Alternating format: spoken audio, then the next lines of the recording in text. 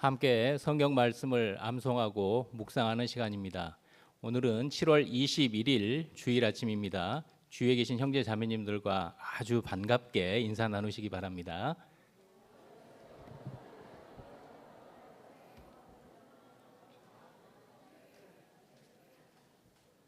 네, 오늘도 저번처럼 수어를 배워보는 시간을 갖도록 하겠습니다. 저희가 이 수어를 배우는 이유 중에 하나는 지금 저희 청주교회에는 농인 선교부가 형제 자매님들이 계시고 또 7월 31일부터 저희 교회당에서 농인 선교부 학예 수양회가 있습니다. 그래서 전국에 계신 농인 형제 자매님들 1000여 분 정도가 오십니다. 그래서 그분들과 대화를 할 수 있는 그런 시간을 갖기 위해서 갖는 거니까 한 개라도 잘 익히셔서 그분들과 대화할 수 있는 시간이 되셨으면 좋겠습니다. 네, 지금 저번 주까지 세 가지를 배웠는데 혹시 기억나시나요? 네, 잊어버리셨죠? 네, 저도 잘 기억이 안 나는데요. 예, 일단 한 가지씩 차례로 복습을 먼저 해보도록 하겠습니다. 안녕하세요 기억나시나요? 네, 안녕하세요를 근데 좀 수정을 하도록 하겠습니다. 네, 안녕하세요를 처음에 저희 이렇게 했는데 다시 이렇게 감수를 받기로는 이렇게 하신 다음에 이렇게 하시는 게 더 정중한 표현이랍니다. 그래서 이제 새로 오신 분들이시라서 이렇게 하시는 거는 맞는 방법이긴 한데 가장 친하신 분들이나 친구분들끼리 안녕 하는 정도의 어떤 느낌이라고 합니다. 그래서 새로 오신 분들한테 안녕 이렇게 하시는 수는 없잖아요. 그래서 정중하게 인사를 하시고 좀 더 친해지신 다음에 하시면 되지 않을까 싶습니다. 그래서 추가를 더 하자면은 하신 다음에 이렇게 쓰다듬는 표현을 하신 다음에 이렇게 하시면 되겠습니다. 안녕하세요. 그리고 표정은 밝게 인사도 하시고 이렇게 네 안녕하세요 한번 해보겠습니다. 안녕하세요. 그럼 나중에 이제 끝나고 가실 때는 어떻게 할까요? 이것도 같은 안녕히 가세요, 안녕히 계세요가 같은 표현이랍니다. 안녕히 가세요, 안녕히 계세요. 예, 다 같은 거라고 합니다. 그래서 나중에 가실 때 또 어떻게 인사를 드려야 될지 모른다고 생각하지 마시고 안녕히 가세요 이렇게 하시면 되겠습니다. 자, 주위에 계신 분들하고 인사 한번 수어로 나누도록 하겠습니다. 안녕하세요.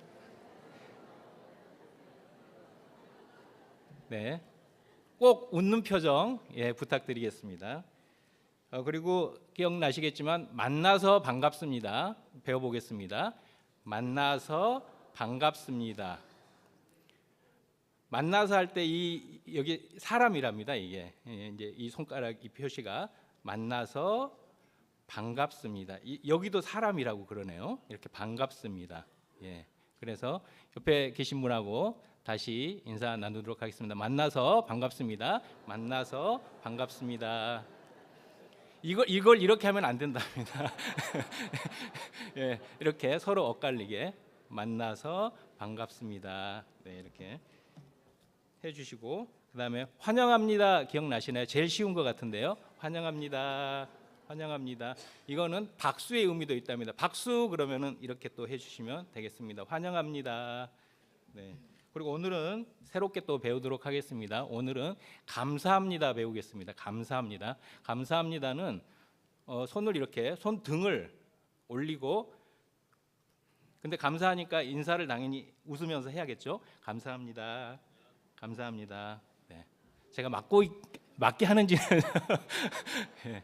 아무튼 웃으면서 하시면은 다 이해하실 것 같습니다. 한번 해보겠습니다. 주위에 계신 분하고 같이 감사합니다. 감사합니다. 감사합니다. 네. 그리고 맛있게 드세요도 오늘 하겠습니다. 맛있게 드세요. 맛있게 드세요는 손을 이렇게 주먹을 약간 쥐고 이 턱 아래에서 이렇게 맛있게 드세요. 맛있게 드세요. 네, 맛있게 드세요. 예, 주위 분하고 한번 해보겠습니다. 맛있게 드세요. 네, 네.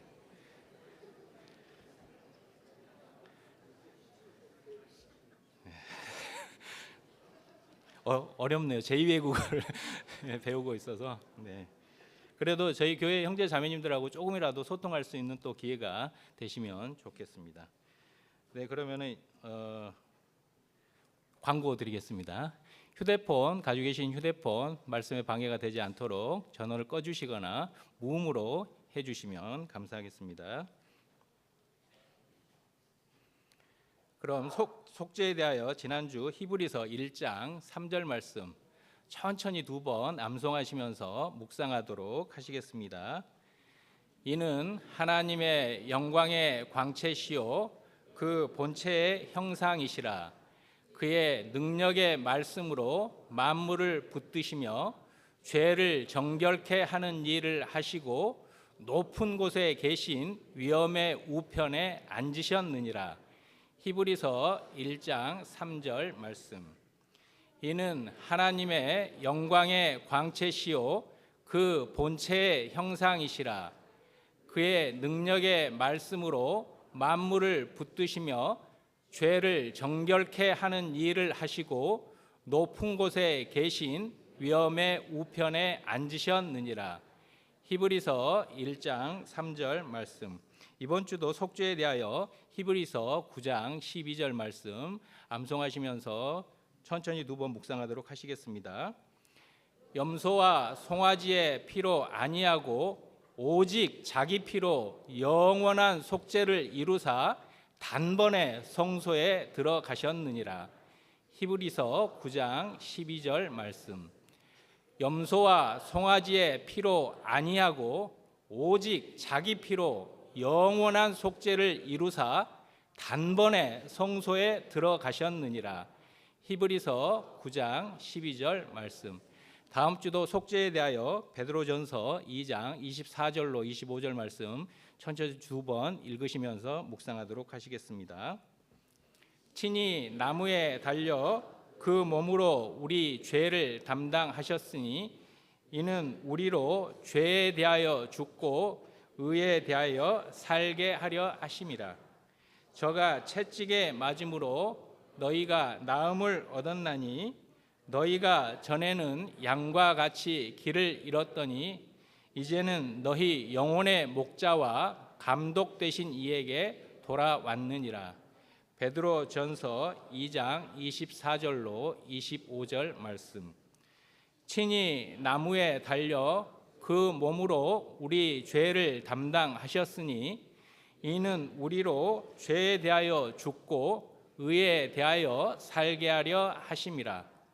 저가 채찍에 맞음으로 너희는 나음을 얻었나니 너희가 전에는 양과 같이 길을 잃었더니 이제는 너희 영혼의 목자와 감독 되신 이에게 돌아왔느니라. 베드로전서 2장 24절로 25절 말씀. 찬양대 찬송 후에 본교회 장성훈 목사님께서 말씀을 전해 주시겠습니다.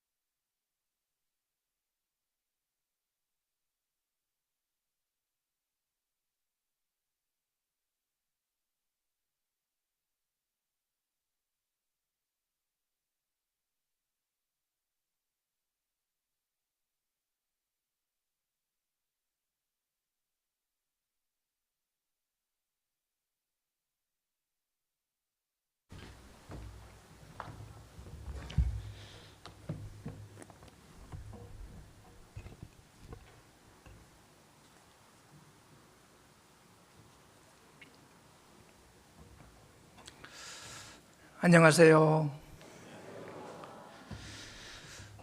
같이 기도드리겠습니다.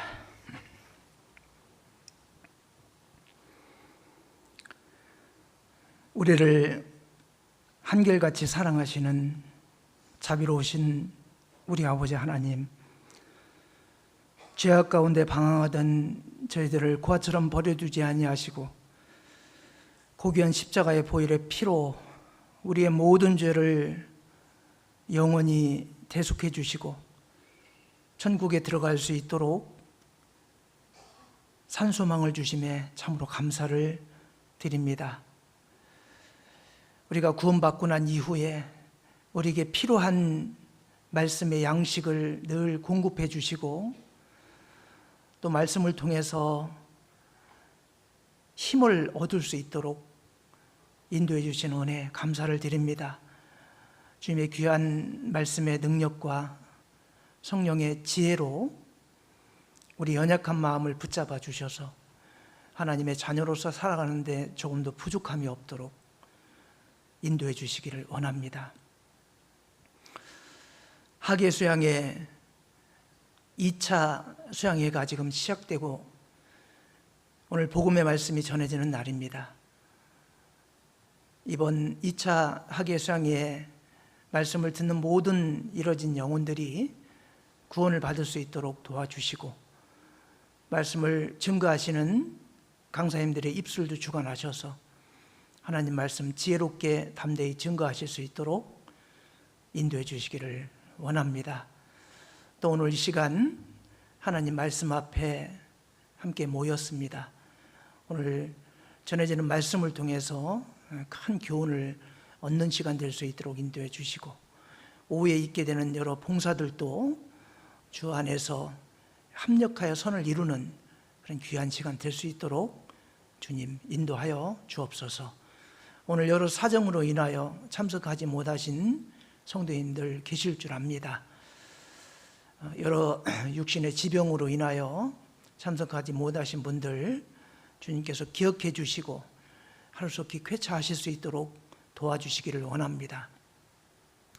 또 구원을 받으셨지만 믿음의 연약함으로 또 마음의 시험을 받아 교제 가운데 멀어져 계신 분들 교제를 회복하고 주님의 이 몸된 교회 가운데 함께 참여할 수 있도록 도와주시기를 간절히 원합니다. 오늘 모든 말씀의 시종 주 성령님께서 인도해 주시기를 간절히 원하면서 예수님 이름으로 감사하며 기도하였습니다. 아멘. 잠언 1장 20절에서 33절까지입니다. 잠언 1장 20절에서 33절까지 말씀 한 절씩 교독 형식으로 하고 마지막 말씀은 같이 읽겠습니다. 지혜가 길거리에서 부르며 광장에서 소리를 높이며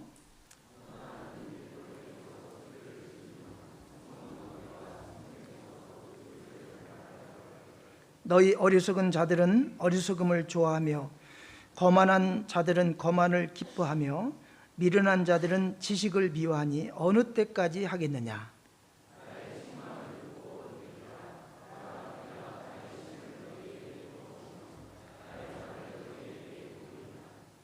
내가 부를지라도 너희가 듣기 싫어하였고 내가 손을 펼지라도 돌아보는 자가 없었고 도리어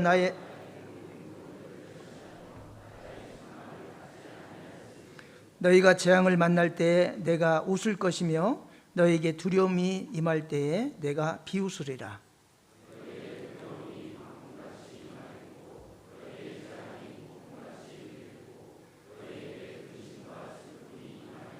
그때에 너희가 나를 부르리라. 그래도 내가 대답지 아니하겠고 부지런히 나를 찾으리라. 그래도 나를 만나지 못하리니.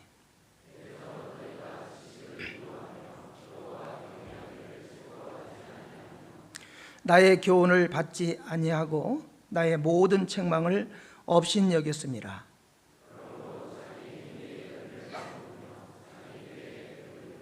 어리석은 자의 태보는 자기를 죽이며 미련한 자의 안일은 자기를 멸망시키려니와 오직 나를 듣는 자는 안연히 살며 재앙의 두려움이 없이 평안하리라.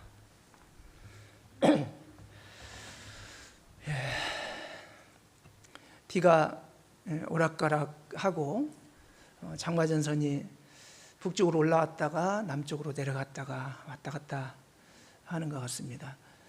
지난주에 합천 설교를 다녀왔는데 합천교회 설교 마치고 나오려고 하는데 얼마나 비가 많이 오는지요.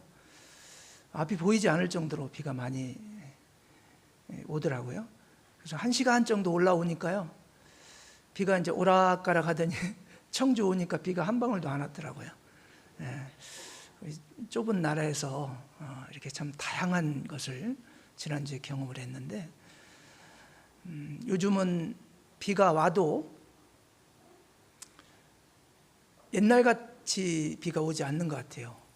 좁은 짧은 시간 안에 상당히 강한 비가 오기 때문에 비가 많이 와도 이렇게 오랜 시간 동안 많이 오면 수로, 배수로라든가 이런 걸 통해서 물이 정리가 되기 때문에 물난리가 나지 않는데, 짧은 시간 안에 강한 호우가 내리기 때문에 좀 사고가 나고 사람들이 돌아가시는 분도 생기고 그렇게 하는 것 같습니다. 아직 장마가 끝나지 않았기 때문에 좀 주의를 해야 될 것 같습니다. 우리 청주 같은 경우도 정말 비가 많이 올 때는 많이 오는데, 올해는 이상하게도 밤에만 많이 오는 것 같아요. 그죠? 비가 온지도 몰랐는데 아침에 일어나 보면 땅이 젖어 있고, 근데 번개는 치는데 천둥 소리가 왜 안 나죠? 그 혹시 경험해 보셨어요? 번개는 많이 치는 것 같은데, 옛날에는 번개 소리보다, 번개 빛보다 천둥 소리가 무서워가지고 천둥 소리가 컸거든요. 근데 요즘은 번개는 치는데 소리는 거의 안 나더라고요. 그 원인이 무엇인지는 모르겠는데, 어찌됐건 좀 이런 집중 호우가 내릴 때는 좀 주의를 하시고, 또 집도 좀 잘 주변을 정돈하고 점검해서 해를 당하지 않도록 주의를 했으면 좋겠습니다.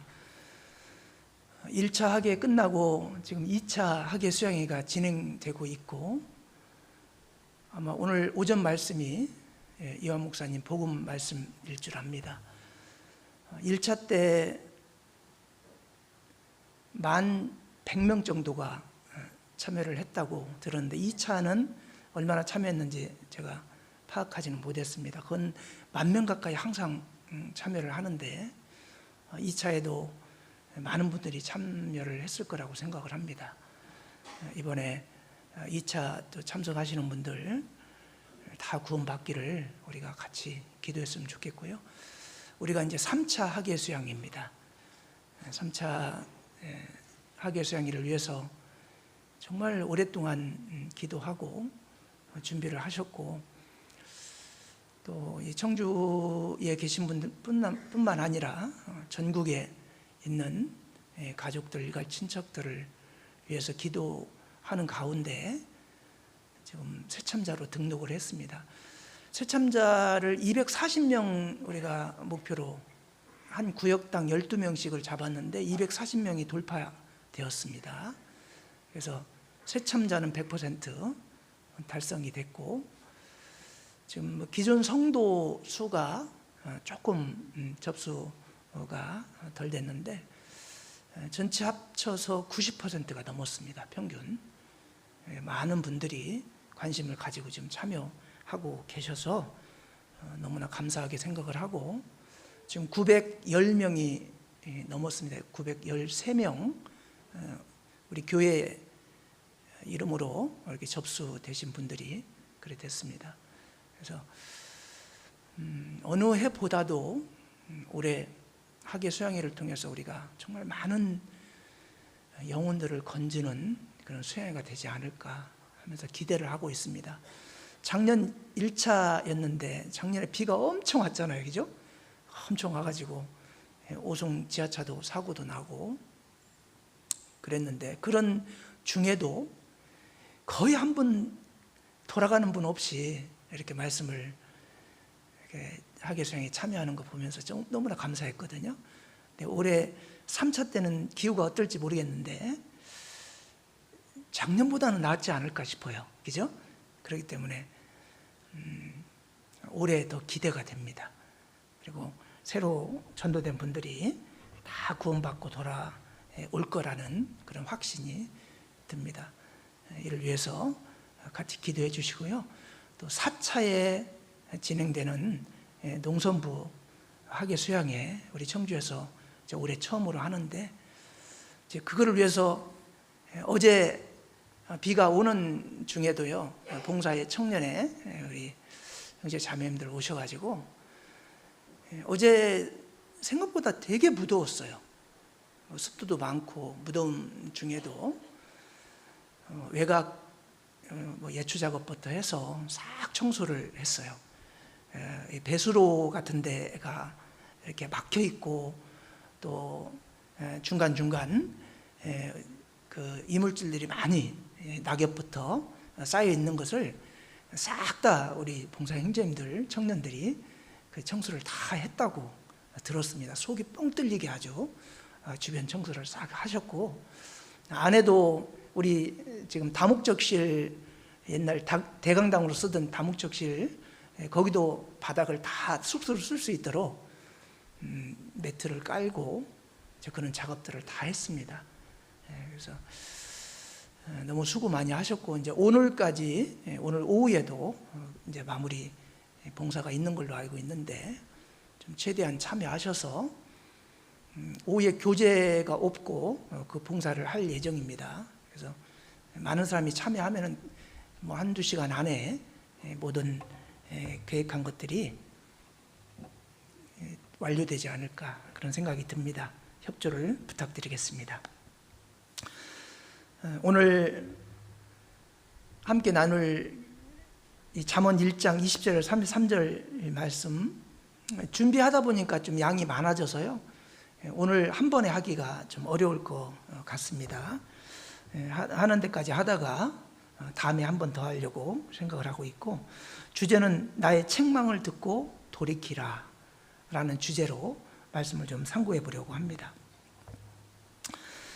20절에 보면 지혜가 길거리에서 부르며 광장에서 소리를 높이며 헌화하는 길머리에서 소리를 지르며 성문 어귀와 성중에서 그 소리를 발하여 가로되. 이 솔로몬은, 이 잠언 1장은 솔로몬이 기록한 솔로몬의 잠언입니다.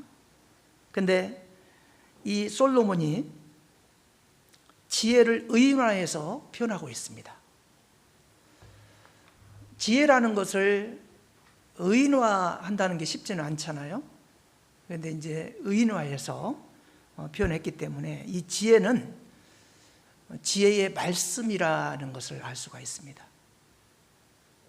더 세부적으로 들어가면 지혜의 말씀 중에 이 세상 어떤 사람들도 예외 없이 죄를 용서받고 천국에 갈 수 있도록 해놓으신 예수님의 사랑, 이 복음의 말씀, 그것이 가장 핵심되는 지혜가 아닌가, 그런 생각이 듭니다.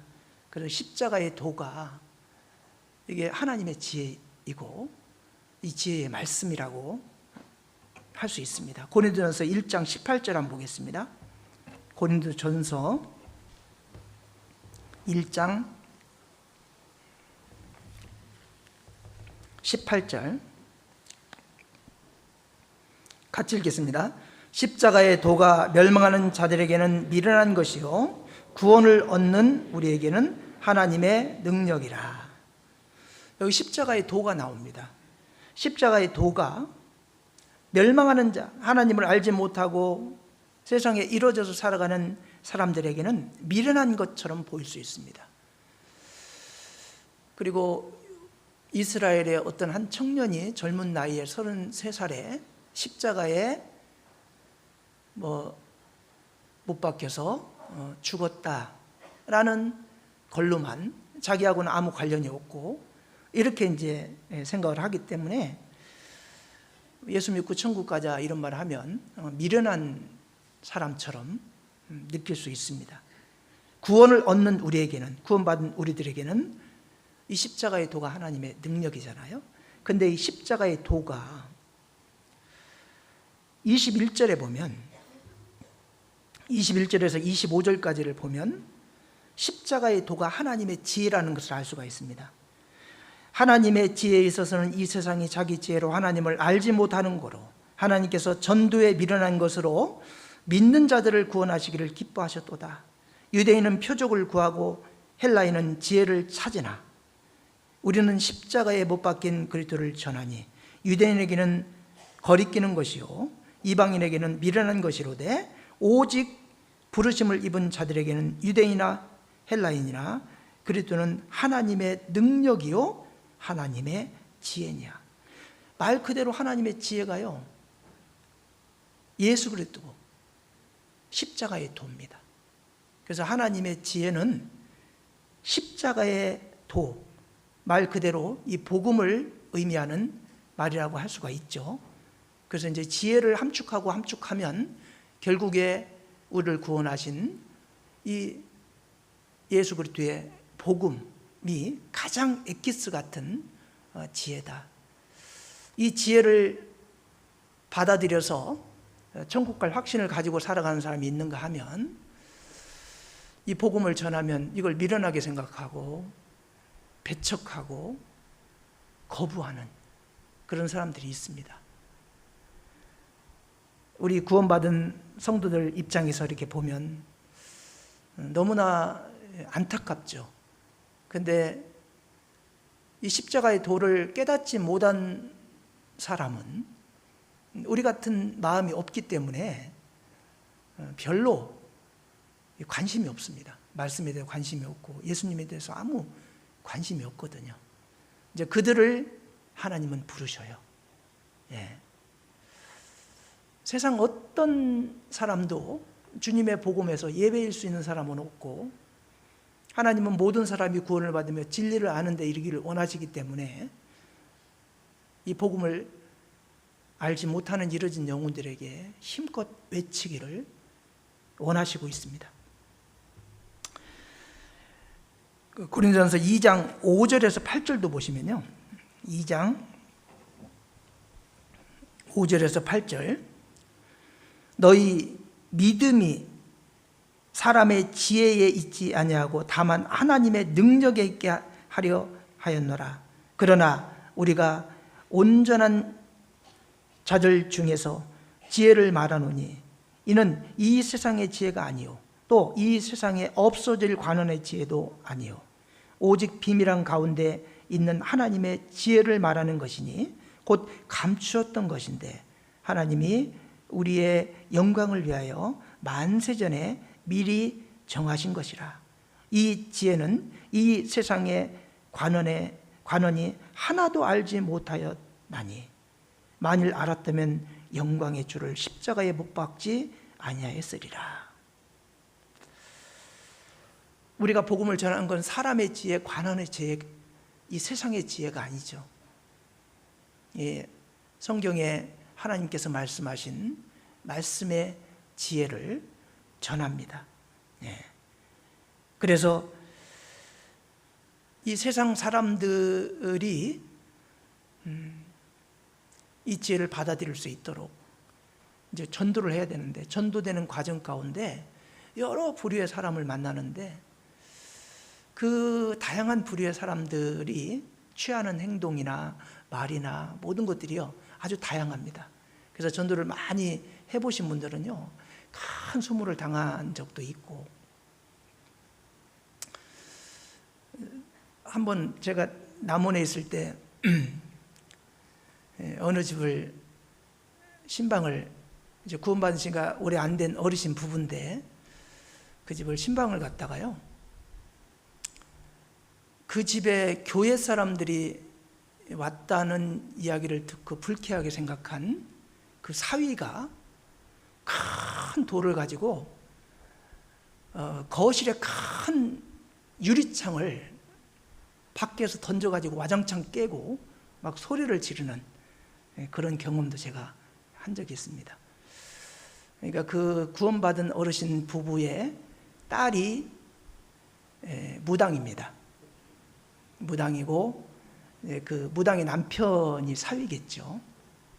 그래서 이제 무당 짓을 해가지고 집을 이제 좀 외곽에 조그만 집을 하나 샀는데, 이제 그 어르신 부부가 운봉이라는 지역, 그 지리산 올라가는 운봉이라는 지역에서 살고 계셨는데, 그 시내 쪽으로 이제 집이 비어 있으니까 모신 겁니다. 근데 이제 본인들이 이제 무당짓 해가지고 집을 마련하고 그런 집인데, 거기에 어떻게 하나님을 믿는 기독교 신자들을 집에 오게 하고 그 방문할 수 있냐. 그래가지고 이제 분개해가지고 그 큰 통유리를요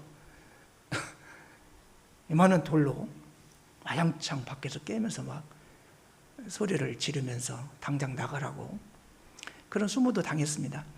그러니까 우리가 전도하다 보면 뭐 어떤 분은 뭐 얻어맞기도 하는 분도 있잖아요.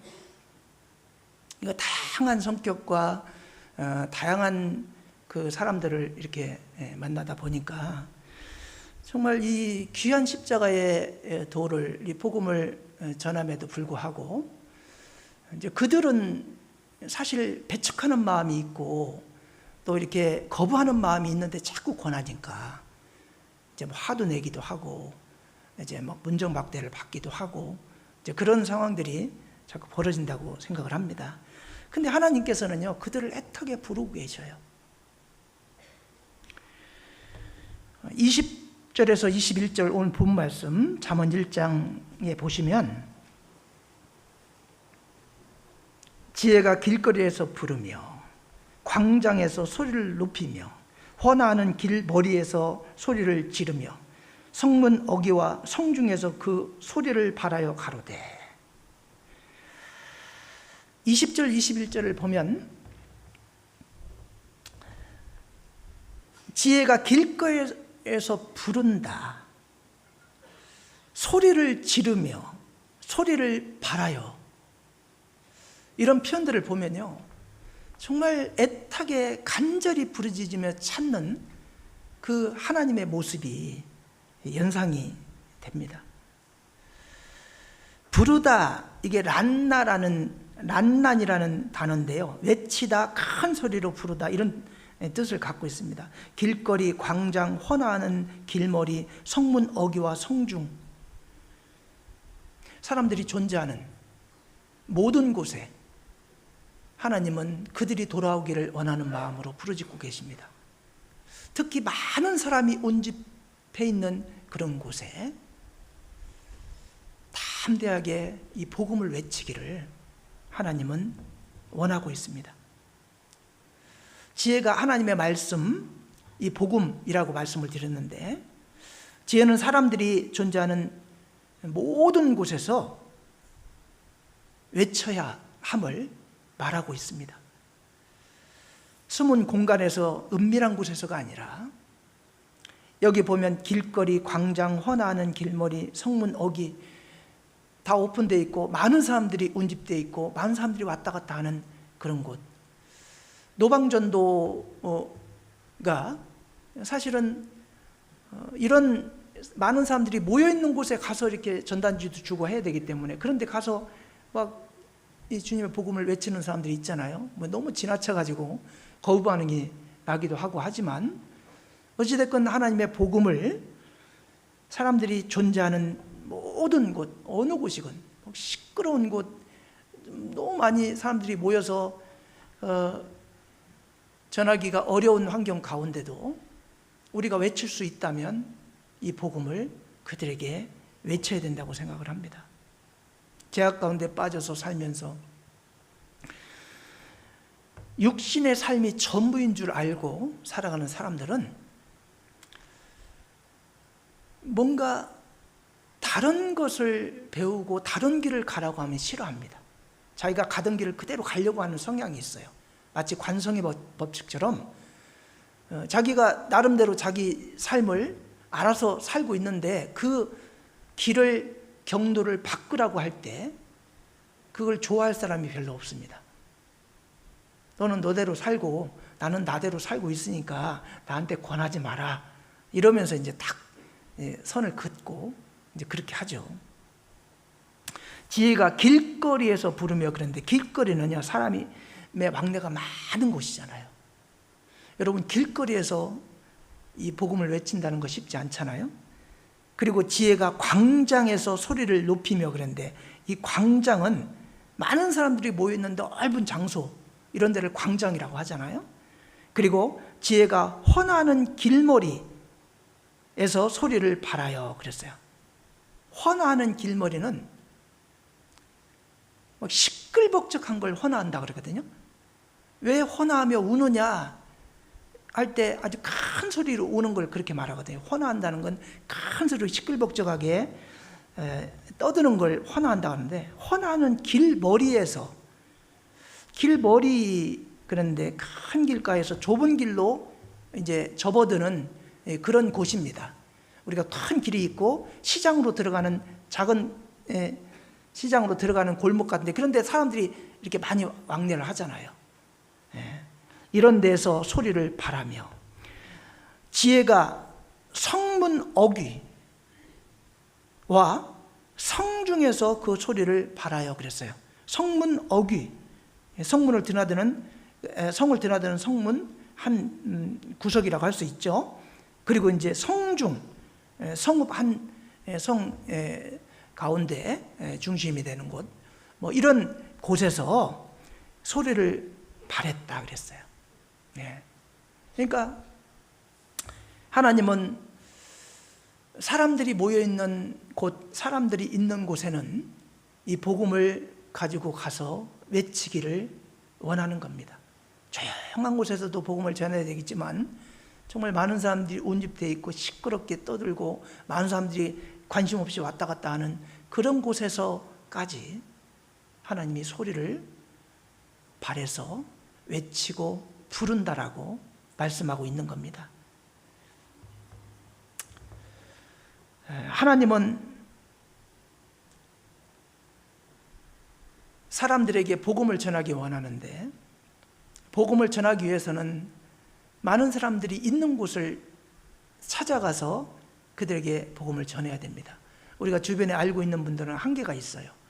그런 분들이 이제 다 복음을 전하고 나면 이제 우리의 손길이 이제 마지막 주님 오실 날이 가까워진 마지막 때는 이제 주변 사람들은 거의 구원을 받았기 때문에요. 이제 주변 사람들이 아닌 다른 사람들이 복음을 전해야 되는데, 그러기 위해서는 많은 사람들이 모여 있는 곳을 찾아가서 외칠 수밖에 없다고 생각을 합니다. 어떤 사람이 혼인 잔치를 예비해 놓고 이제 사람들을 초청을 하잖아요. 근데 하나같이 다 거절하죠. 이유를 대면서 다 거절하잖아요. 하나님이 가장 사랑하고 가장 마음을 두고 있는 유태인들에게 먼저 이 복음을 그들에게 주셨어요. 근데 유태인들은 복음을 배척했어요. 지금도 배척하고 있어요. 그래서 이 복음이 이방인들에게 지금 넘어온 거잖아요. 이제 혼인잔치에 오라고 초대를 했는데 처음 초대한 사람이 다 거절하고 오지 않아서 혼인잔치 자리에 사람이 아무도 없는 겁니다. 그러니까 그 주인이 종에게, 혼인잔치는 예비되었는데 청한 사람들이 하나도 오지 않고 거절했으니 사거리 길에 가서 사람을 만나는 대로 혼인잔치에 청하여 오도록 하라고 그렇게 말합니다. 거기 사거리 길가라는 그 표현을 하잖아요. 사거리 길가가 사람들이 많이 모여있는 그런 곳에 가서 처음에 초청한 사람은 특별한 유대인들을 초청을 했고, 두 번째 이제 거절하자 두 번째 초청한 사람들은 사거리 길거리에 가가지고 그들을 이제 만나는 대로 초청을 해라. 마태복음 22장 8절에서 10절 한번 보겠습니다. 마태복음 22장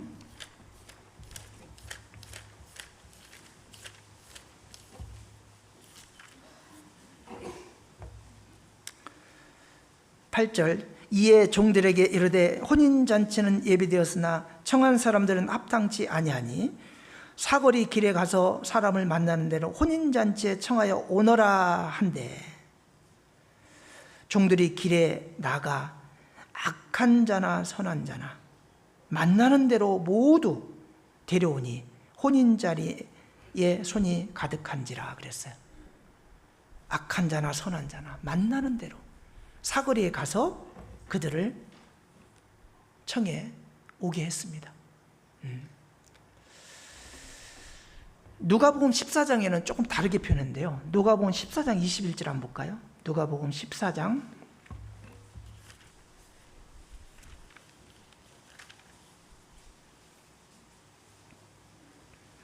21절에서 24절까지입니다. 종이 돌아와 주인에게 그대로 고하니 이에 집주인이 노하여 아무도 초청에 응하지 않으니까 노하여 그 종에게 이르되 빨리 시내의 거리와 골목으로 나가서 가난한 자들과 병신들과 소경들과 저는 자들을 데려오라 하니라. 종이 가로되 주인이여 명하신 대로 하였으되 오히려 자리가 있나이다. 주인이 종에게 이르되 길과 산울가로 나가서 사람을 강권하여 데려다가 내 집을 채우라. 내가 너에게 말하노니 전에 청하였던 그 사람은 하나도 내 잔치를 맛보지 못하리라 하였다 하시니라. 먼저 시내 거리와 골목에 가서 가난한 자, 병신들, 소경들, 저는 자 데려와라. 이 시내 거리와 골목은 어딜까요? 이제 도시화된 이제 그 도심이죠. 먼저 그 사람들 거리와 골목에 가서 그들에게 전하라. 근데 부유한 자들, 많이 배운 사람들 이렇게 표현하지 않고요. 가난한 자들, 병신들, 소경들, 저는 자들 이렇게 표현했어요. 소외되고 약하고 뭔가 약점이 있고 힘들어하는 그런 사람들이요 거의 초청에 응합니다. 부유하고 잘나고 모든 만사 형통 잘 되는 육신이 너무나 살기가 즐겁고 좋은 세상에 푹 빠져있는 그런 사람들 복음 전하기 참 어렵습니다. 먼저 시내와 이제 거리 골목에 복음을 전했는데 아직도 자리가 이제 많이 비어 있는 겁니다. 그러니까 길과 산울가로 가서 사람을 강권하여 데려다가 내 집을 채우라. 길과 산울은 어디예요? 시내를 벗어나서 이제 시골, 그리고 뭐 시내 변두리 있는 그런 곳, 이런 곳에 가서 사람을 강권하여 데려다가 내 집을 채우라 그랬죠. 이 주님의 복음은 누구도 예외일 수 없고 어떤 사람에게건 우리는 복음을 전해야 됩니다. 근데 복음을 전하다 보면요, 잘났다고 생각하는 사람, 부유하고 권력을 갖고 있는 기득권층 사람들 정말 전도하기 쉽지 않습니다. 우리 한국의 우리 교회도 그렇게 부유하고 잘 나가는 사람 많지 않잖아요. 대부분이 힘들고 어렵고 가난하고 소외되고 마음에 상처가 있고 그런 분들이 마음이 가난해지고 마음이 열리니까 이 복음이 그들에게 들어가요. 나라를 보아도요, 잘 사는 선진국보다는 좀 어렵게 사는 나라들이 복음이 잘 전해지는 것을 볼 수가 있습니다. 제가 지난번에 한번 얘기를 한 적이 있는가 모르겠는데 네팔 선교를 하면서요, 그 네팔 선교를 하다 보니까 구원받은 형제 자매, 처음엔 몰랐는데 나중에 이게 좀 더 깊이 알고 보니까요, 구원받은 형제 자매님들이요 다 거의 대부분이요 낮은 계급, 아주 소외된 낮은 계급에 해당하는 분들이 거반 구원을 받고, 좀 높은 계급에 있는 사람들은 거의 구원을 받는 경우가 없다라는 이야기를 들었어요. 예. 이 네팔은요, 성을 딱 보면, 그 이름 속에 있는 성을 보면요, 그 사람의 계급이, 카스트 제도의 계급이 뭔지, 그 가문이 뭔지 딱 알 수 있습니다. 옛날에 우리나라도 그랬죠. 우리 성씨 보면 얼마나 어떤 가문인지 그 성을 보고 알 수 있듯이요, 네팔이 딱 그렇게 생겼습니다. 카스트 제도가 공식적으로 없어졌다고 해도요, 그게 딱 자리를 잡고 있습니다. 가장 높은 계급이 브라만, 크샤트리아, 바이샤, 수드라, 그거에도 계급에도 포함되지 않는 불가촉 천민이 있습니다. 이 브라만은요, 뭐 승려 계급, 그 종교인 계급입니다. 가장 높습니다. 크샤트리아는 귀족, 왕족, 그리고 이제 군사적인 것을 장악하고 있는 군부, 뭐 이게 이제 크샤트리아입니다. 그리고 이제 바이샤는 평민입니다. 농공상, 농업하는 사람, 장사해서 돈을 버는 사람, 그리고 이제 뭐 기술자들, 이런 사람들이 거의 대부분이 이제 열심히 돈을 벌어서 세금을 내고 이렇게 살아가는 평민들입니다. 그리고 이제 수드라는 천민 노예 계급입니다. 그리고 이 계급 안에도 포함되지 않는 사람이 불가촉 천민입니다.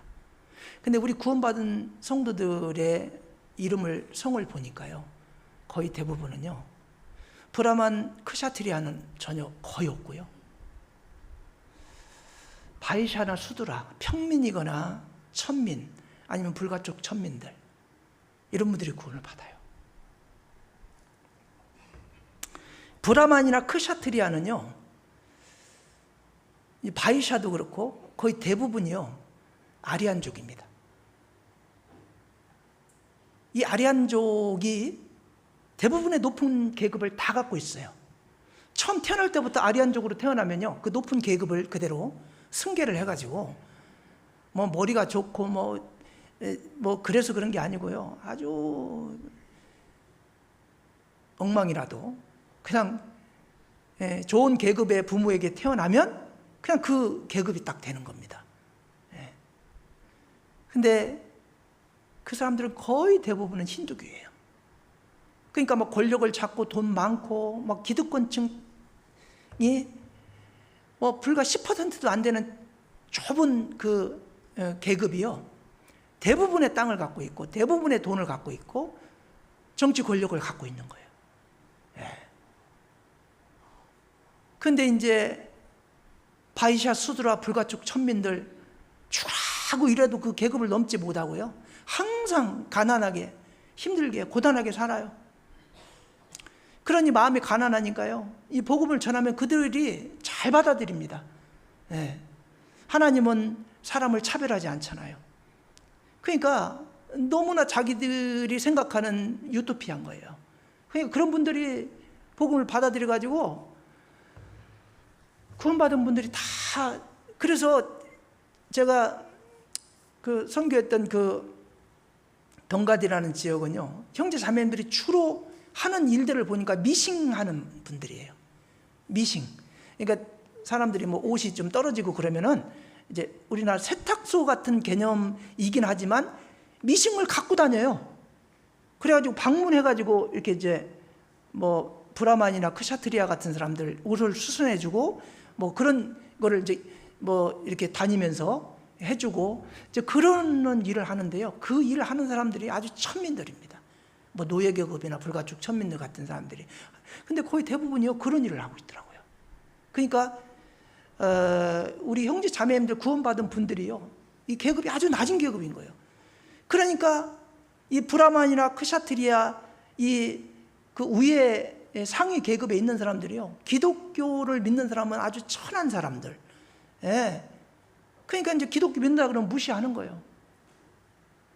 그런 가운데도 구원받고 너무 기뻐하고 시간 되는 대로 복음을 전하려고 하고 그런 모습 보면요, 얼마나 감사한지. 정말 하나님 앞에 갔을 때요, 브라만 크샤트리아보다 이 바이사샤 수드라 불가촉 천민들에 해당하는 우리 구원받은 성도들이 훨씬 더 높은 계급이고 훨씬 더 귀한 모습으로 아마 상급받을 거라고 저는 확신하거든요.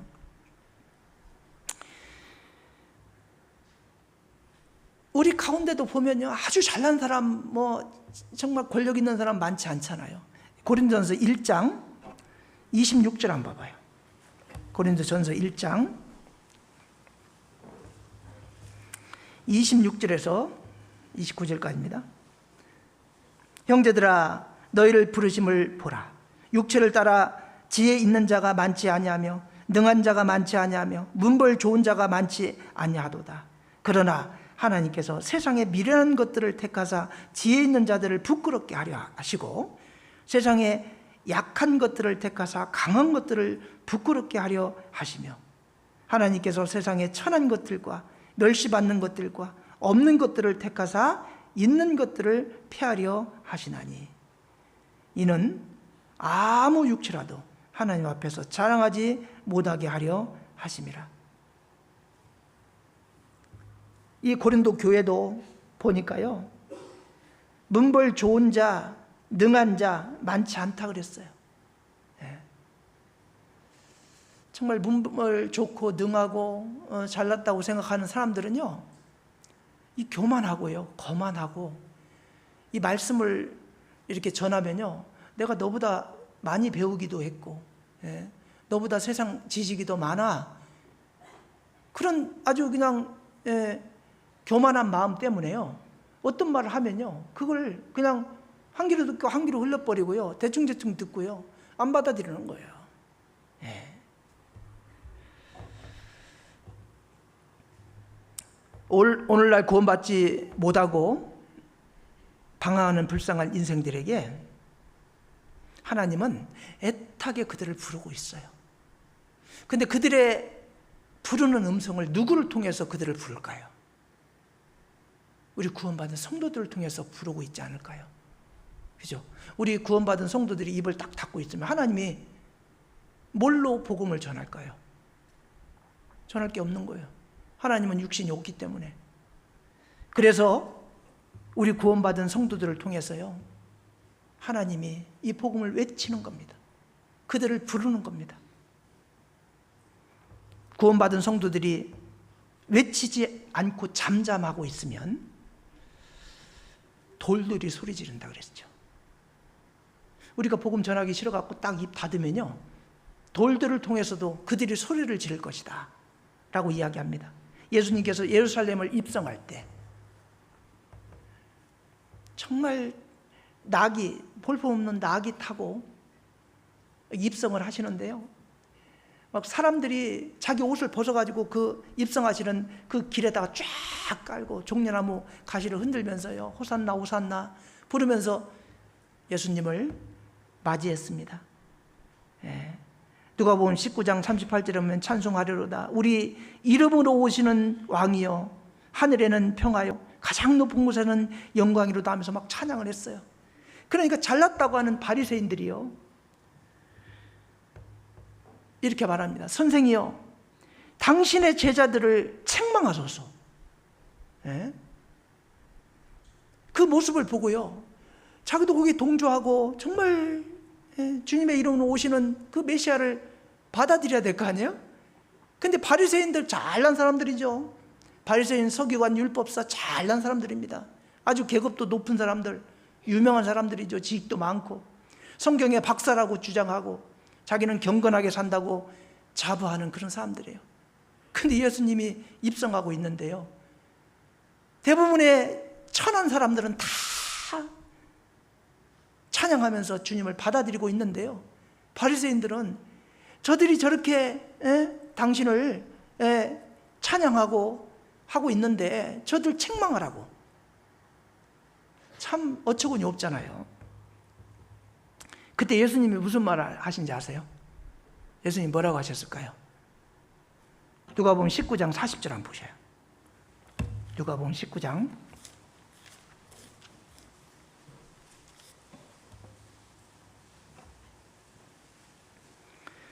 같이 읽겠습니다. 대답하여 가라사대 내가 너에게 말하노니 만일 이 사람들이 잠잠하면 돌들이 소리 지르리라 하시니라. 이 사람들이 잠잠하고 있다면, 주님이 예루살렘에 입성하는 것을 환영하지 않고 잠잠하고 있으면, 그 받아들이지 않으면 돌들이 소리 지르리라. 그렇습니다. 돌들이 소리 지를 겁니다. 복음을 우리가 외쳐야 됩니다. 우리가 입을 닫고 있으면요, 분명히 다른 사람을 통해서 하나님은 역사하실 거예요. 근데 다른 인간이 끝까지 입을 다 막고 복음을 전하지 않는다면 돌들이 소리칠 겁니다. 하나님은 하나님이 이루고자 하는 것을 어떤 방법을 통해서 반드시 이루시는 분이시거든요. 근데 그런 하나님의 일에 우리가 쓰임이 돼야 됩니다. 입 딱 닫고 있으면 안 됩니다. 지금 전국 방방곡곡을 다니면서 우리 형제 자매님들이 막 소리치고 있잖아요. 받아들이기를 거부하고 거절하는 그런 사람들을 찾아가서 문정박대 받을 수 있는 상황이 벌어질 수도 있고, 오지 말라고 신신당부하고 오면 나는 나갈 거라고 그렇게 하는데도 어때요? 가잖아요. 근데 가서 문전박대 받은 적이 거의 없죠, 그죠? 오기 전에는 오면 뭐 절대 안 되는 것처럼 절대 오지도 말라고 막 그렇게 화를 내셨던 분도요, 이제 오면은 아마 가는 중에 엄청난 기도를 하고 가겠죠. 그러면 어떻게 될까요? 하나님이 그 마음을 조정해 놓으셔요. 그래서 가기 전에 했던 말과 이 행동하고는 전혀 다른 사람으로 변화되어 있어요. 왜 그럴까요? 하나님이 그 마음을 조정해 놓은 거예요. 그렇게 먼 데서 간절한 마음으로 이렇게 찾아와서 이렇게 권하는데, 거기서 만약에 정말 대부분이 이제 가족이나 일가 친척들이잖아요. 아는 지인들인데, 거기서 만약에 문전박대 할 경우에 아무리 진짜 마음이 완고한 사람이라 해도 그렇게 하기 쉽지 않을 거예요. 이제 그렇게라도 해서 우리가 외쳐야 돼요. 이제 그런 사람밖에 안 남았어. 맞죠? 만만한 사람 다 전했잖아요. 말랑말랑한 사람 다 전하고 없어. 전하려고 해도 없어. 이제 그 어쩔 수 없이 그런 사람에게 외쳐야 돼요. 그리고 이제 그런 사람도 이제 없으면 이제 광장에 나가갖고 막 모르는 사람 상대로라도 복음을 외쳐야 돼요. 우리에게 준 사명이에요, 사명. 그렇기 때문에 그 일을 하는 겁니다. 힘들고 피곤하고 어렵지만 하나님은 의에 줄이고 목마른 자들을 초대합니다. 애타게 부릅니다. 이사야 55장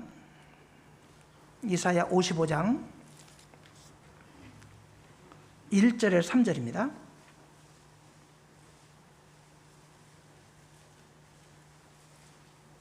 너희 목마른 자들아 물로 나오라. 돈 없는 자도 오라.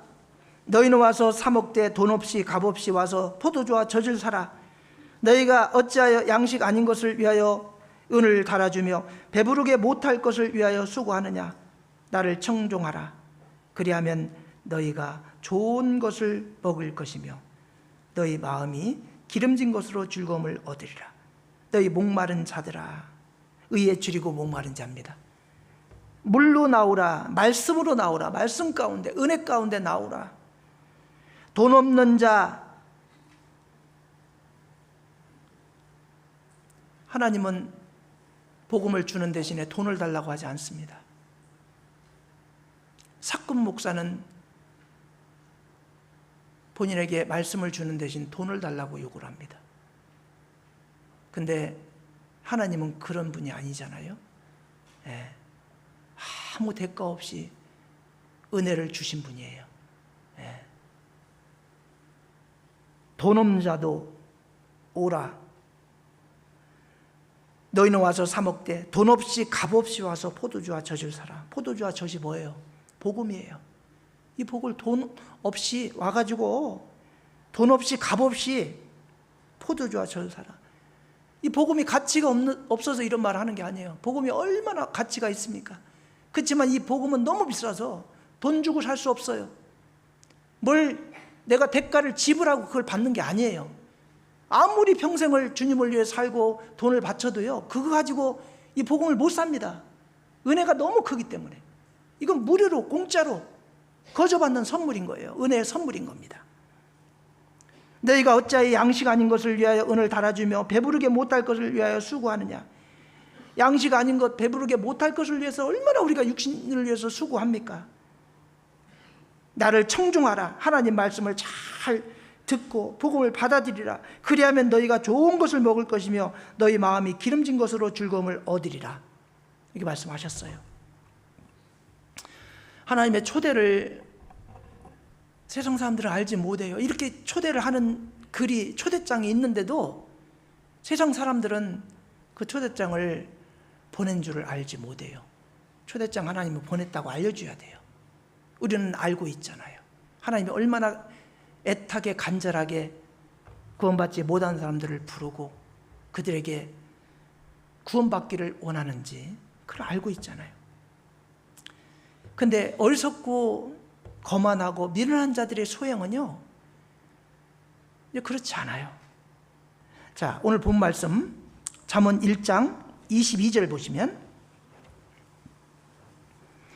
너희 어리석은 자들은 어리석음을 좋아하며 거만한 자들은 거만을 기뻐하며 미련한 자들은 지식을 미워하니 어느 때까지 하겠느냐.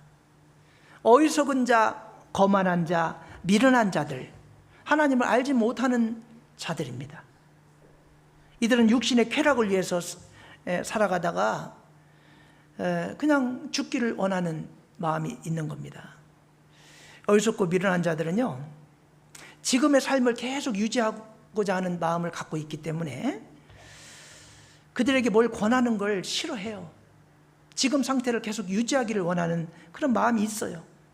오히려 지식을 미워하니 그랬죠. 이 복음을 전하는 걸 싫어해요. 미워해요. 네. 하나님 말씀 듣기를 싫어하기 때문에, 싫어하는 이유가 자기 맘대로 살고 싶은 거예요. 하나님 말씀을 배우면 하나님 말씀에 따라 살아야 되니까 그 자기 하고 싶은 대로 못 하잖아요. 그게 싫은 거예요. 네. 24절 보시면, 내가 부를지라도 너희가 듣기를 싫어하였고 내가 손을 펼지라도 돌아보는 자가 없었고 도리어 나의 모든 교훈을 멸시하며 나의 책망을 받지 아니하였은즉. 예. 하나님이 간절히 부르는데요, 듣기를 싫어해요. 손을 펴서 내미는데요, 돌아보는 자가 없어요. 손을 안 잡아요. 도리어 나의 모든 교훈을 멸시합니다. 하나님 말씀을 멸시하고 복음 전하는 걸 멸시하고 나의 책망을 받지 아니하였은즉. 안 받는 거예요. 이게 어리석은 자, 미련한 자, 교만한 자가 하는 행위입니다. 이들은 하나님의 부르는 음성을 싫어하고 거절합니다. 그리고 29에서 30절 보면, 대저 너희가 지식을 미워하며 여호와 경외하기를 즐겨하지 아니하며 나의 교훈을 받지 아니하고 나의 모든 책망을 업신여겼습니다. 네. 하나님이 하시는 말씀을 받아들이지 않고요, 업신여겨요. 자, 어리석은 자가 나오는데 어떠한 일을 깊이 생각하여 처리하는 그 습관이 없어가지고요, 그냥 지혜에 대해서 무관심한 그런 사람이 어리석은 자예요. 항상 악의 유혹에 쉽게 걸려 넘어집니다. 어리석은 자 그러면 생각나는 말씀 있죠. 시편 14편 1절. 어리석은 자는 그 마음에 이르기를 하나님이 없다 하도다. 이 어리석은 자들은요, 하나님이 없다요. 근데 그들의 소행은요, 저희는 부패하고 소행이 가증하여 선을 행하는 자가 없다 그랬는데, 가증스럽다 하는 말이요, 어떤 사람이 하는 그 행동과 말이요, 화가 날 정도로요, 아주 막 몹시 불쾌하고 보고 싶지 않는 그런 사람을 가증스럽다 그렇게 이야기하잖아요. 이 어리석은 자들은요, 아무것도 모르면서 무조건 하나님 없다고 이야기합니다. 그리고 소행이 가증합니다. 예. 그리고 거만한 자, 이 거만한 자는요, 지혜를 우습게 여기고 조롱하는 자입니다. 남에게 큰 소리 치는 것을 즐겨하고요, 이 교만한 사람, 이 거만한 사람이라고 할 수 있죠. 거만한 자는요, 교훈과 꾸지람을 싫어합니다. 겸손한 자는요, 누가 교훈을 주고 꾸지람을 주잖아요. 그럼 감사하게 생각을 해요. 아이고, 제가 몰랐습니다. 깜빡했습니다. 죄송합니다. 근데 거만한 자는요, 지적하잖아요. 안 받아들입니다. 화를 냅니다. 잠언 13장 1절 한번 보겠습니다. 잠언 13장 1절.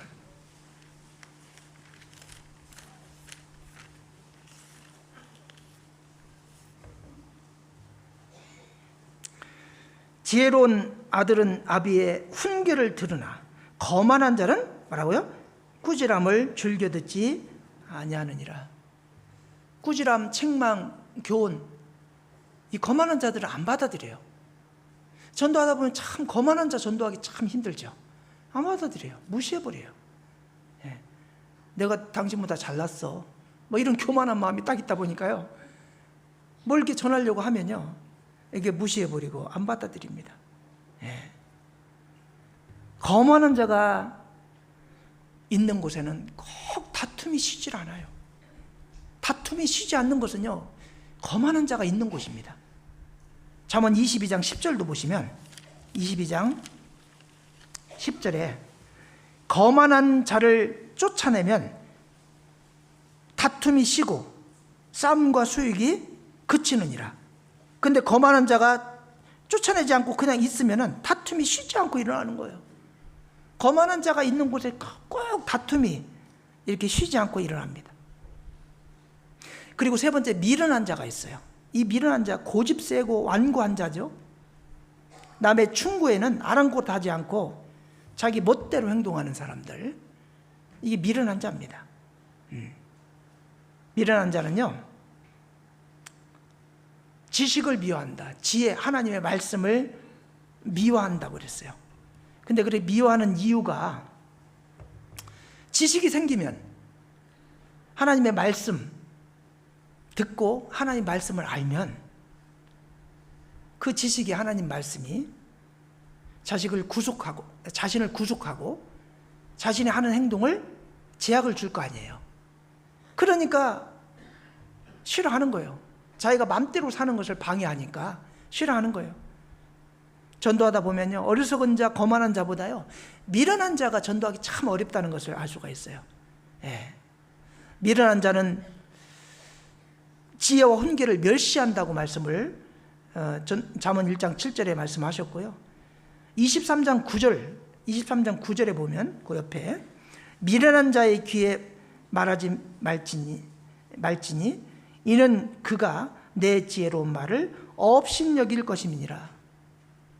미련한 자는요, 지혜로운 말을 업신여깁니다. 잠언 27장 22절에 보면 미련한 자는 자를 곡식과 함께 절구에 넣고 공의로 찌을지라도 그의 미련은 벗어지지 않는다. 공의에 넣고 막 찌는데도 그 미련한 것이 안 벗어진다, 이렇게 말하고 있습니다. 오늘 본 말씀 잠언 1장 32절을 보면, 어리석은 자의 태보는 자기를 죽이며 미련한 자의 안일은 자기를 멸망시키려니와. 이 어리석은 자의 퇴보는 자기를 죽인다 그랬어요. 네. 이 어리석은 마음을 가진 자, 결국에 자신을 죽이는 역할을 하게 될 겁니다. 미련한 자의 눈은 항상 땅에 있다 그랬어요. 잠언 17장 24절에 지혜는 명철한 자의 앞에 있거늘 미련한 자는 눈을 땅 끝에 두느니라. 항상 땅을 보는, 세상을 보는 거예요, 미련한 자는. 그리고 세상에서 지혜 있는 줄로 생각하거든 오히려 미련한 자가 되라 그랬어요. 세상이 똑똑하다고 생각하고 지혜 있다고 생각하고 지식 있다고 생각하는 사람은요, 자기를 낮춰서 미련한 자가처럼 자기를 낮춰야 돼요. 그랬을 때 복음을 받아들일 수가 있고 구원을 받을 수가 있다고 생각합니다. 그리고 미련한 자는요, 명철을 기뻐하지 않고 자기 의사 드러내기를 좋아한다 그랬어요. 자, 잠언 18장 2절 한번 보겠습니다. 잠언 18장 2절.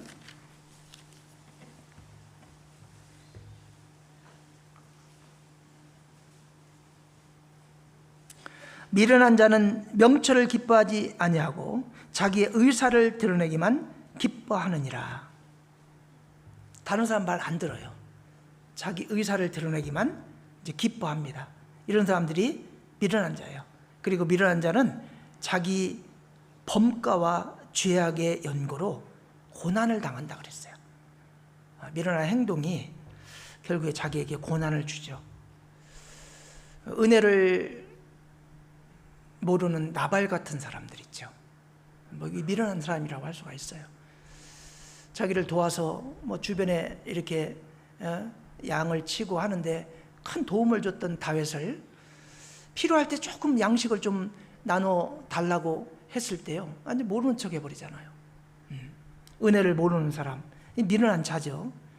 미련한 자가 지나가면 지나치게 현달하면 이것이 욕이 된다 그랬어요. 이것도 한번 찾아보겠습니다. 잠언 3장 35절. 잠언 3장 35절을 보면 지혜로운 자는 영광을 기업으로 받거니와 미련한 자의 현달함은 욕이 되느니라. 미련한 자가 현달하다, 이게요, 높임을 받는 거예요. 미련한 자가 높은 위치에 올라가고 높임을 받잖아요. 그러면 오히려 그게 덕이 되고 복이 되는 게 아니고 욕이 된다 그랬어요. 예. 이 말씀을 킹제임스에는 이렇게 말해요. 현명한 자는 영광을 유업으로 받을 것이나 어리석은 자가 높임을 받는 것은 수치가 될 것이니라. 예. 어리석은 자가 지나치게 높은 위치에 올라가잖아요. 그건 복이 아니고 수치가 되는 겁니다. 그리고 미련한 자는 입으로 죄를 많이 져요. 미련한 자 입에서 나가는 말들은 다 아주 상처를 주는 말, 그 패려한 말들을 많이 합니다. 그리고 미련한 자는 분노를 당장에 나타내요. 분노를 당장 빨리빨리 화를 내는 사람들은요, 미련한 자라고 생각하면 돼요. 그리고 미련한 자는 마음에 정함이 없어요. 정함이 없다는 얘기가 뭐죠? 바를 정 정할 정자잖아요. 안정되게 탁 심지가 굳어서 탁 어디 고정되어 있질 않는 거예요. 어떤 사람이 이 말하면 이리 휘청, 어떤 사람이 저 말하면 저리 휘청, 왔다 갔다 중심이 없어. 정함이 없는 거예요. 이 미련한 자의 특징이에요.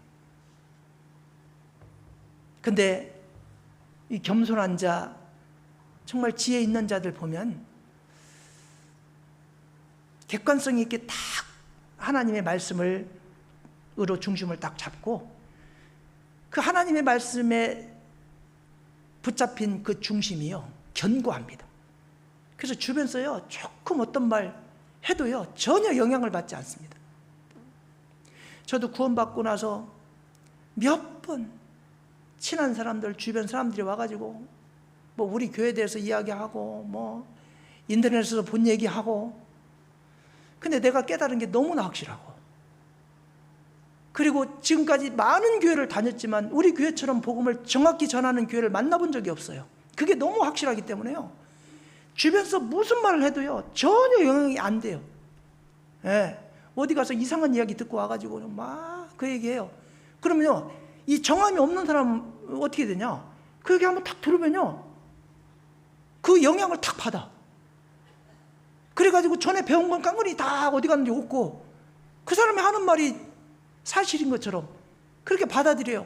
그래서 그 사람 잘못된 말이 분명히 잘못된 말인데도 불구하고 그게 옳은 말로 딱 생각을 하니까 옳은 말을 하면 그게 거짓말하는 것이 되는 거예요. 저기 이단에 미혹된 사람들 보면요, 아무리 성경에 옳은 말을 해도요, 그거 잘못 알고 있는 거라고 말합니다. 자기들이 배운 것이 이만희가 보혜사 성령이고 이만희를 알아야 구원받는다고 생각하는 신천지 사람들한테 만나서 변론해 보셔요. 우리가 성경 배운 거 옳은 거 다 얘기하면요, 그 다 잘못된 거래. 예. 자기들이 알고 있는 게 그게 표준인 거예요. 잘못된 것에 정함이 딱 있어요. 그래가지고 옳은 것을 이야기하면요, 전혀 안 받아들입니다. 그러니까 잘못된 것에 처음에 중심을 잘못 잡잖아요. 그럼 그게 옳은 것으로 생각을 하기 때문에 이게 이제 그걸 바꾸기가 쉽지가 않아요. 여호와 증인들 같은 경우요, 막 지옥 없다 그러잖아요. 아무리 설명, 성경에 있는 말씀을 다 찾아도요, 그 화장터고 뭐 쓰레기 태우는 장소고 뭐 개나가 다 그런 거다 이렇게 말해버리거든요. 그게 이제 딱 사실이라고 자기가 딱 중심에 믿고 있기 때문에요, 다른 말을 하면요 다 거짓말, 예, 성경에 그렇게 안 돼 있다고, 그 잘못 오역한 거라고 다 그렇게 생각을 해버리거든요. 그러니까 처음에 정말 진리로 딱 중심을 잡고 딱 정함이 있어야 돼요. 그러면요, 왜 우리가 위조 지폐를 분별하는 방법 알죠? 뭐 위조 지폐가 다양하잖아요. 다양한 위조 지폐가 있잖아요. 위조 지폐를 연구해 가지고는 이제 한두 끝도 없어. 뭐만 연구하면 돼요? 진본. 진본이 어떤지만 그 특징을 정확히 알고 있으면요, 위조 지폐는 뭐 어떤 다양하게 위조를 해와도 내가 진본을, 예? 정확히 알고 있기 때문에 그거 비교해 보면 벌써 이게 가짜인지, 예? 위조인지 다 벌써 딱 알잖아요. 근데 가짜를 연구하다 보면 이게 이제 뭐 헷갈려 버리는 거예요. 가짜 연구하면 안 됩니다. 그냥 정경 66권 이 성경만 정확하게 알고 이걸 마음 중심에 딱 가지고 있으면요, 주변에 어떤 말을 해도요, 성경과 맞지 않으면 그건 거짓말이잖아요. 그건 속이는 말이잖아요. 나를 꿰서, 예, 지옥의 구렁텅이로 집어넣으려고 역사하는 마귀의 역사잖아요. 근데 미련한 자는 정함이 없어요. 누가 이 말하면 이리 휘청, 누가 저 말하면 저리 휘청, 왔다 갔다 중심이 없어요. 근데 우리 구원받은 성도들 보면요, 중심이 딱 있어요. 얘기해 보면 정말 구원받고 오랫동안 교회 가운데서 이렇게 중심 잡고 있는 분들 한번 교제해 보셔요. 어떤 바람이 불어도요, 정말 깊이 뿌리를 내린 나무처럼요 탁 서 있습니다.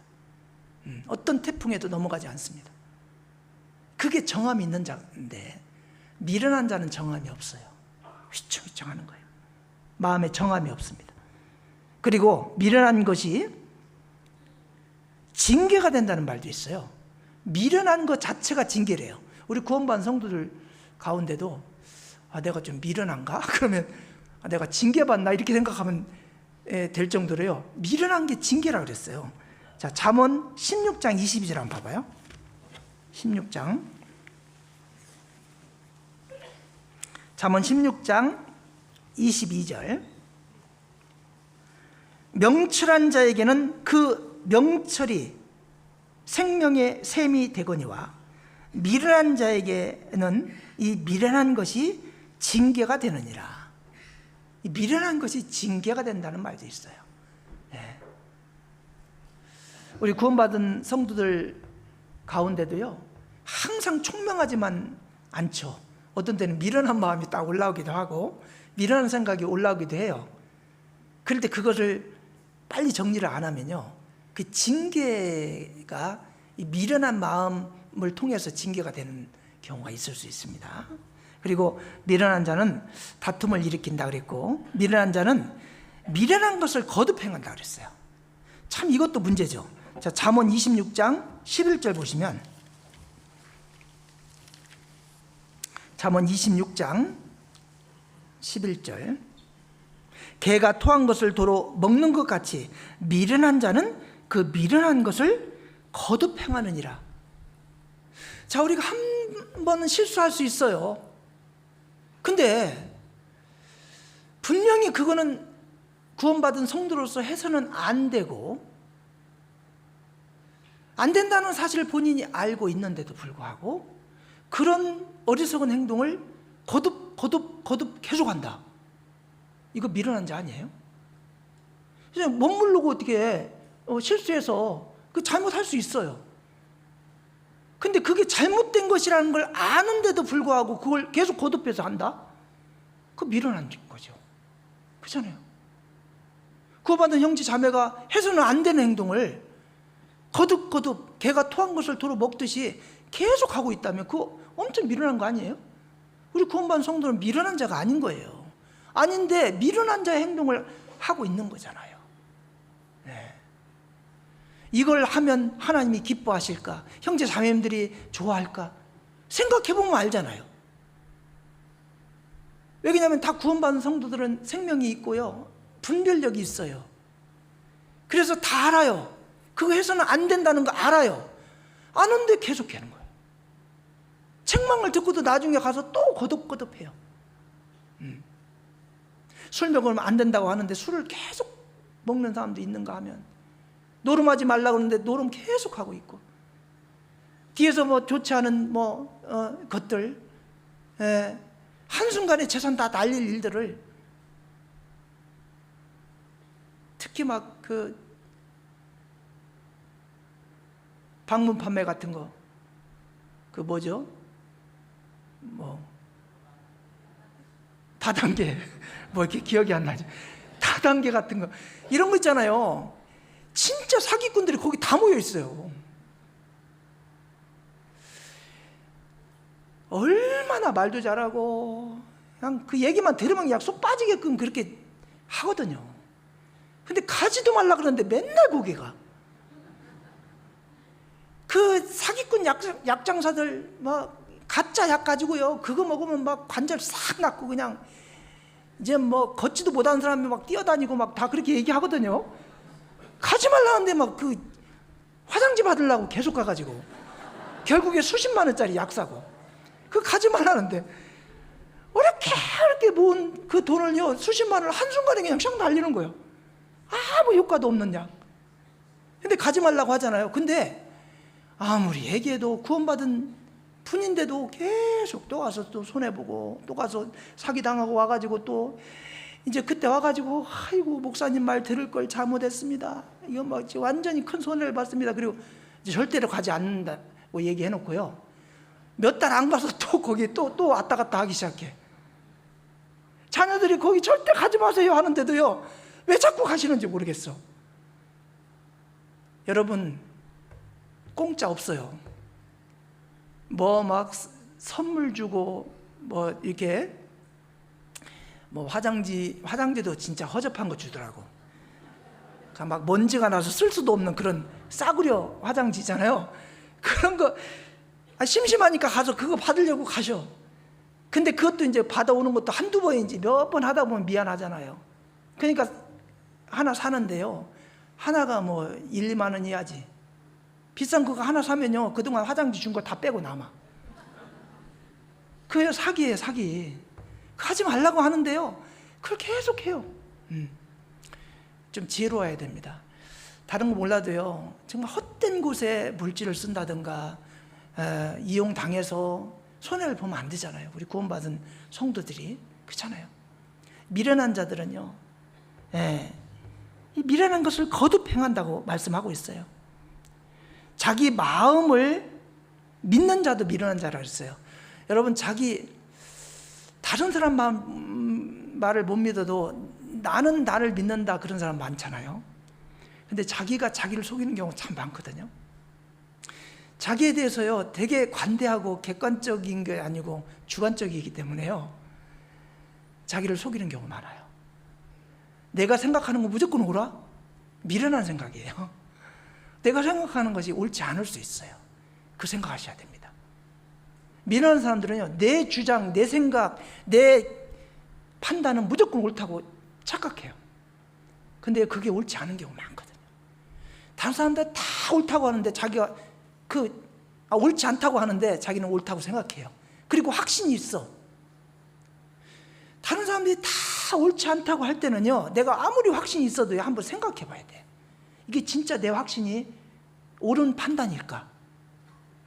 근데요 대부분의 사람들이 옳지 않다고 하는 것을 조금만 마음의 문을 열고 깊이 생각해 보면 내가 잘못 생각한 것 같구나 그런 생각이 금방 들어와요. 근데요 미련한 자는요 무조건 자기 생각이 옳다고 생각해요. 그래서 실수합니다. 자기 마음을 믿는 자는 미련한 자다. 잠언 28장 26절에 자기 마음을 믿는 자는 미련한 자요 지혜롭게 행하는 자는 구원을 얻을 자니라 그랬어요. 이 복음을 전하는데 거절하는 사람들도 보면요 자기 주관이 뚜렷하고 자기 생각이 무조건 옳다고 생각해요. 하나님 없다고 생각하고 교회 다니는 건 미련하다고 생각하고 자기 주관이 딱 있죠. 그러니까 미련한 거예요. 미련한 거예요. 어떤 사람이 그렇게 의원하고 애타게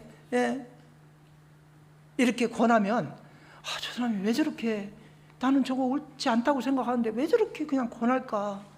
한번 좀 마음의 문을 열고 객관적으로 생각해 보면 저분이 저렇게 하는 이유가 있다는 걸 알게 될 거잖아요. 그 사랑하는 가족, 자녀들, 부모, 자식이 그렇게 권할 때는 거기에 뭐가 있는 거잖아요. 막 정말 악한 것을 하라고 권하지 않을까라는 거 확실하잖아요. 그럼 자기가 옳다고 생각해도 한번 마음을 열고 그분이 하는 말을 객관적으로 좀 들어봐야 되거든. 그러면은 내가 그때 고집 안 부린 거 너무 잘했다. 여기 구원받으신 분 중에 옛날에 구원받기 전에 그런 분이 있었을 거예요. 그때 고집 그대로 부렸으면 지금 구원 절대 받지 못할 분들이 여기 앉아 계신 분 있을 거예요. 잘 생각해 봐요. 그 생각해 보면 끔찍하지 않아요? 자기 생각, 자기 주장 그대로 갖고 만약에 이 복음 전하는 거 끝까지 거절했다면 이 자리에 앉아 계시겠어요? 그렇잖아요. 미련한 자들은 그런 마음이 있어요. 그게 이제 어떻게 보면 포괄적으로 보면 구원받지 못한 사람, 하나님을 알지 못하는 사람들의 마음이 그런 마음이 많이 있는 겁니다. 그래서 이제 우리가 이제 전도하면서 상처받는 말도 듣고 막 핍박도 받고 거절당하기도 하고 할 때 저들의 마음속에 미련한 마음이 자리하고 있기 때문에 저럴 수밖에 없구나 이렇게 이해를 하셔야 돼. 그래야 지치지 않습니다. 나하고 똑같은 마음이라고 생각하면요 계속 실망하게 됩니다. 그리고 너무나 마음 아프고 이제 조금 지나면 포기하게 되고 그러게 돼요. 그래서 우리 구원받은 성도들의 마음과 구원받지 않은 사람의 마음이 같다고 생각하면 안 돼요. 같을 거라고 생각하지 마시고 전혀 다른 마음, 미련한 마음, 거만한 마음, 교만한 마음들이 그들에게 꽉 차 있기 때문에 내가 복음을 전하면서 어떤 수모를 당할지도 모른다는 그 생각까지 계산해 놓고 있어야 돼. 그래서 그런 수모를 당했을 때 저들은 하나님을 알지 못하니까 저런 행동을 하는 것은 당연하다고 이렇게 생각을 하면 위로가 돼요. 그렇게 해서 하나님도 계속 미련한 자들, 거만한 자들 이런 자를 부르고 있잖아요. 소리치고 있는데요. 그들이 초대에 응하지 않고 거절하고 있어요. 계속 그 소리를. 우리를 통해서 그렇게 이제 복음을 외치고 있는데도 거절하잖아요. 그래서 이제 힘들고 어려워도 그것도 우리에게 맡긴 이 전도의 사명이기 때문에 안 할 수는 없는 거잖아요. 그래서 이번에 학예 때 정말 많은 분들 지금 이제 뭐 강제로 이렇게 뭐 하루라도 참석하고 막 이렇게 해서 이제 대답받고 등록하신 분도 있고 아직도 지금 확답을 안 해줘서 등록을 하고 싶어도 등록 못 하시는 분도 있을 거예요. 근데 좀 기도하고 어떤 건 한번 어렵게 발걸음해서 모시고 오셨으면 끝까지 어떻게 해서 말씀 듣고 구원받게끔 최선을 다해서요 매달려야 됩니다. 그래야 구원을 받습니다. 아마 참석을 해도요, 하루 듣고 나 힘들어서 갈 거야, 그런 분들 많을 거예요. 예? 난 내일까지만 듣고 갈 거야, 그런 사람 많을 거예요. 그러면 그냥 가세요, 그러지 마시고 어떻게 해서건 진짜 어렵게 왔잖아요, 막 맛있는 화채 사줄 테니까 좀 끝까지 들으세요, 막 이렇게 해가지고 그냥 막 구워 삶아서요 끝까지 말씀을 듣고 막 상담도 시키고 이렇게 해가지고요 진짜 어렵게 기가 막힌 시간 내서 오신 분들이 많잖아요. 근데 그 기회를 놓쳐버리면 이제 다시 그분 마음 잡을 수 있는 기회가 없을 수도 있어요. 근데 저는요 참 감사한 게 뭐냐면, 우리 교회 총회 차원에서 이렇게 수양관을 멋지게 만들어서 복음 전할 수 있는 그 학예 수양회를 장소를 만들어주는 거잖아요. 그 장소가 없으면 우리가 어떻게 하려고 해도 안 되잖아요. 근데 그 장소가, 그리고 또 전국에 있는 형 자매들이 휴가를 내가지고 거기에 다 모여가지고 간절하게 기도하고 성령의 역사가 막 불타듯이 거기에 막 활활 타오르고 있는 그 장소를 마련해 준 거예요. 거기에 우리는 이제 전도할 사람을 집어넣는 거잖아요. 그게 얼마나 감사해요. 만약에 우리 교회가 그런 전도할 기회를 마련해 놓지 않는다면 괜히 가서 그 강박한 사람을 전도하기가 너무 어렵잖아요. 그리고 이제 모셔다 놓으면은 말씀이 그 마음을 움직이게 하고, 또 주변에 앞서 구원받은 형 자매들이 막 도와줘요. 혼자 하기 어려운 걸 같이 하니까요. 그래서 학에 가면은 정말 구원 못 받았던 분들이요 학에 가서 해결되고 오시는 경우가 많이 있는 겁니다. 그래서 이번에 이제 확답 받은 분도 있고 확답 아직 안 된 분도요 끝까지 한번 포기하지 마시고, 또 한 주 남았으니까요, 한 주는 아니네요, 그죠? 이제 이번 주니까 좀 더 한 번 더 두세 번 더 권하고 이렇게 해서 이번에 좀 정말 우리 청주교회 식구들을 통해서 우리 가족들, 일가 친척들이 많이 구원받을 수 있도록 그렇게 협조를 해주시면 감사하겠습니다. 오늘 여기까지 하고 무단 말씀 다음번에 이어서 하겠습니다. 기도하겠습니다. 은혜로우신 아버지 하나님 감사합니다. 하나님께서는 구원받지 못한 이뤄진 영혼들, 거만하고 교만하고 또 하나님 말씀을 듣기를 거절하는 자들을 애타게 부르시고 있다는 사실을 오늘 생각해 보았습니다.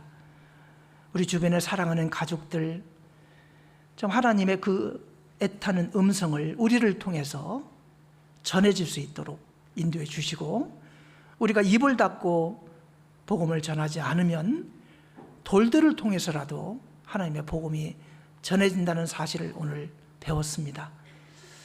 우리가 하나님의 놀라운 역사에 함께 참여할 수 있도록 인도해 주시고, 무엇보다도 이번 3차 학예 수양에 우리가 참석하는 수양회입니다.